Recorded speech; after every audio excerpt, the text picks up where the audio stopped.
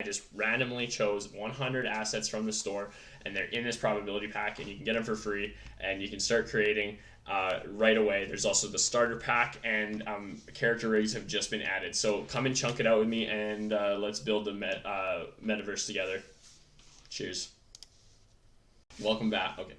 Welcome back to Slyco Capture Your Imagination. I'm going to quickly do a rundown video on the Slyco Gumroad store and basically how it came to be and its emergence and basically how it can be used for creating games. So we'll go over to the link tree, the Slyco link tree, which you can find on pretty much every social network where Slyco is found. You can access the Slyco HQ and everything from there and grab books and things and hit up the store. So let's hit up the store where all the models are, and we can see that we have character rigs, we have comics, probability packs, and essentially a bunch of 3D handcrafted models which are in low poly format for you to basically bring and import into your games. And the whole idea behind this and leaving them as low poly is that you can use them if you just would rather learn texturing, or if you like to just paint with basic colors, then like you can create things that end up kind of looking a little bit like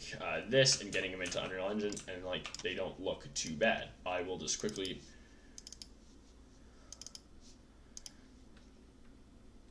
you can kind of create things that look like you know, whichever, and bring them right into your games, kind of showcasing different aspects, right? So here is an example of some characters walking around. We have the buildings, we have a mob, and just like a couple plants, and like this is just with like the base coloring, right, and base setup. And so that's kind of one example of how you can kind of use those to play, right? Or you can come and you know, set up more intimate environments. Oh, the dust book's gonna push me off the edge, right? There's all sorts of ways that these can then basically be like showcased, right, for you, and so that's kind of like the whole idea is then like digital Lego, the only limit is your imagination, where you can kind of build your own game worlds, right, and to play around with you and maybe your friends eventually. So right now it's just single player. You can just play and run around, and really what it is it's not really even a game, because it's my whole idea here is basically like trying to say that with like using pre-built assets and stuff, you can just create the game worlds that you want to build. And so for example, like this was super quick setup that is showcased a little bit like in a short on my YouTube channel, and basically it's just like boom bada bing, it's all set up, and then you can kind of run around and start to play, and that hopefully eventually with multiplayer and stuff like that, you'd be able to build worlds and show them to your friends and stuff like that. So that's kind of the idea here behind the Gumroad store, from a creative standpoint and also from a standpoint of creating a game from two different aspects of creation, for player and for building. And so like depending on like what you want out of that, because there is like these different bases, like the Sandjack snake can be, you know, a top down map on the top, or it could be an enemy within your game, or you could have the Gates of Binding or the Gauntlets of Giants as drop downs. But these are whole ideas of just placeholders, because the Gauntlets of Giants could also be represented by like a season grenade, or also by like a regular sword. In the case of the Gumroad store with all of these models, these are just the ones that I have currently gotten up there at the moment, which are basically like, here are a bunch of toys, and now go play kind of thing. And so this is just me kind of scrolling through and kind of showing like some of the basic stuff. And they might not be the best, but they certainly allow people to kind of get and break down those barriers of not being able to have models, to get like something that looks like what they want. I know that there's going to be a lot of things that are very specific to what I've created on here, and that's fine, but I also would like to make available things like monsters, things that maybe are a little bit different to people, so that they can kind of play around with it. Because you can take someone like Snock or I don't know, let's say, actually Snock was a bad example. You could take something like the Spade Bat here, change its colors around, alter its model a bit, and use it however you want, or the Spade for a lot of different things.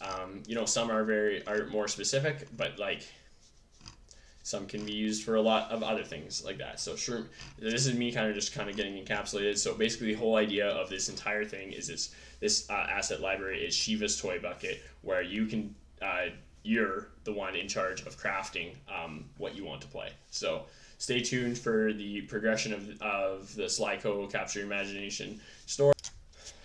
All right, I actually decided last second to add one more thing about this, which is like kind of the infinite part. So like there's all the Gumroad assets there, right? But basically the whole idea is that like every morning in Blender I can come in here and can create new variations and stuff like that. And so sometimes there's not like brand new assets, but there's new variations for new kind of ideas on how that like can kind of expand. And so like let's say for example like this grass is kind of like new grass, I'd call it play grass or something like that. And then here the wish frigate kind of coming down, and then like another morning we kind of have like the I would almost call this the like loop of bivalence. So this could be like a game level where it is all connected, and it's some kind of survival fighting one, right? Like this is how simple this has made game making and prototyping. And now it's like if you wanted to take this and create a game, like it will become available eventually in the asset store. And then that is kind of the whole idea of this infinite kind of creation piece, because every morning there's a little bit more. So here's a boat, but it's also a path, right? And then like you can see that there was aspects, artifacts that were like reused, and then they're brought in. So like the wish tree here, or what is it called? Because they all have kind of names, wish bog tree, and then you have these like little spark